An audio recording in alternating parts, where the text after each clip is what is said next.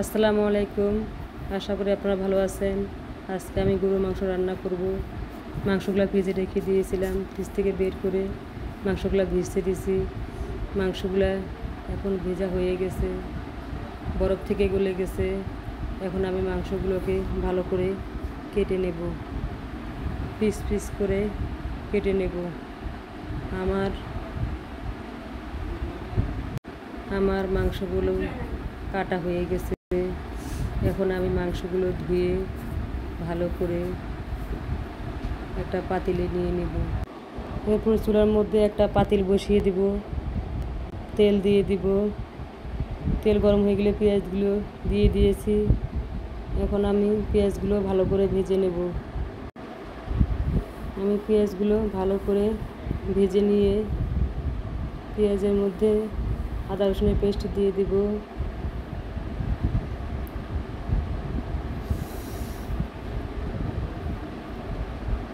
তেজপাতা দিয়ে দিব,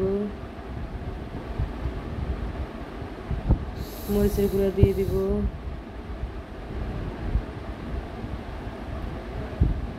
হলুদের গুঁড়া দিয়ে দিব, ধনিয়ার গুঁড়া দিয়ে দিব,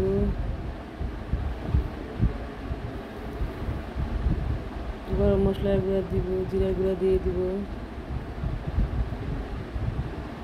লবণ দিয়ে মশলাটাকে ভালো করে কষিয়ে নেব। মশলাগুলো ভালো করে কষিয়ে নেব। মশলাগুলো ভালো করে কষানো হয়ে গেলে আমি এবার মশলাগুলোতে মাংসগুলো দিয়ে দেব। আমি মাংসগুলো দিয়ে দিয়েছি। এখন আমি মাংসগুলো ভালো করে মশলার সাথে মিশিয়ে উল্টে পাল্টে নাড়াচাড়া করে দেব। মাংসগুলো আমার দেওয়া হয়ে গেছে। এখন আমি মাংসগুলো ভালো করে নাড়াচাড়া করে দেব।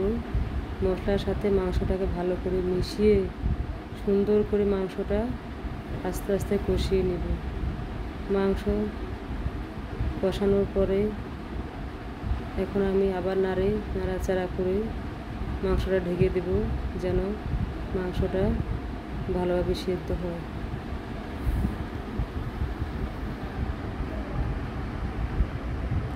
আমি মাংসের মধ্যে কোনো পানি অ্যাড করি নাই। আগের পানি যেটুকু ছিল মাংসের সাথে সেই পানিটুকু দিয়ে দিয়েছি। এখন আমি মাংসগুলো ভালো করে নেড়ে দেব।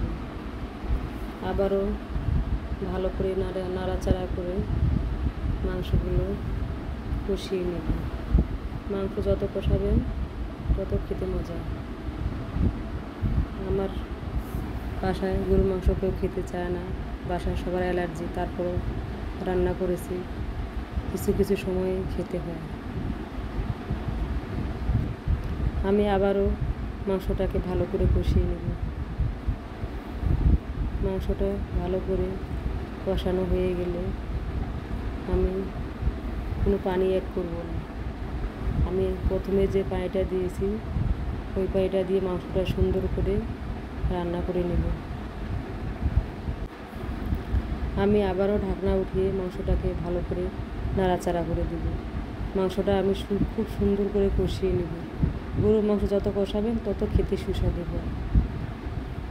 আমার বাসায় গরুর মাংস কেউ খেতে চায় না, সবার শরীরে অ্যালার্জি কম বেশ আছে। তারপরও আমি আজকে রান্না করেছি।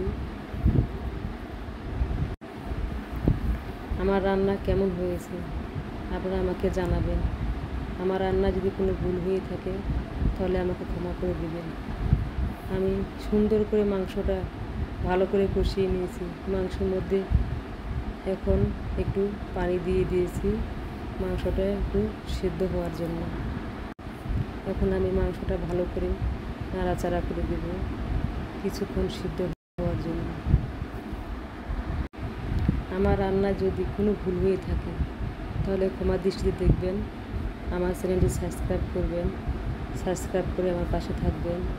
প্লিজ আমার চ্যানেলটাকে সাবস্ক্রাইব করবেন। আমার রান্না কেমন হয়েছে আপনাদের কমেন্ট করে জানাবেন। এখন আমার মাংসটা রান্না হয়ে গেছে। আমি গরম মশলা দিয়ে দিয়েছি।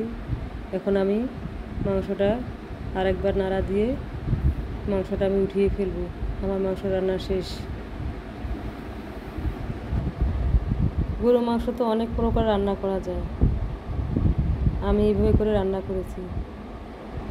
আমার রান্না যদি আপনাদের ভালো লেগে থাকে তাহলে আমাকে কমেন্ট করে জানাবেন।